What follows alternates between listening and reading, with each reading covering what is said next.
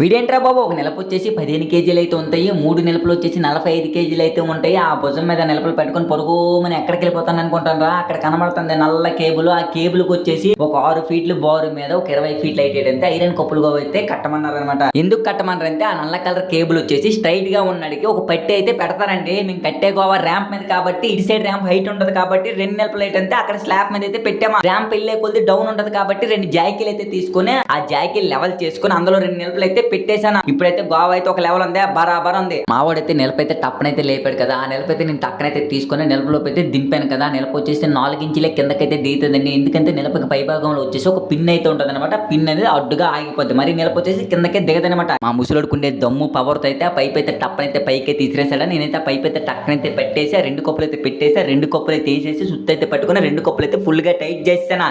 దేంట్లో పని తగ్గుతాను కానీ గోవా కట్టడం తగ్గుతాను, అస్సలు తగ్గేదేలే. నమస్తే అన్న, సబ్స్క్రైబ్ చేయడం మర్చిపోక అన్నం.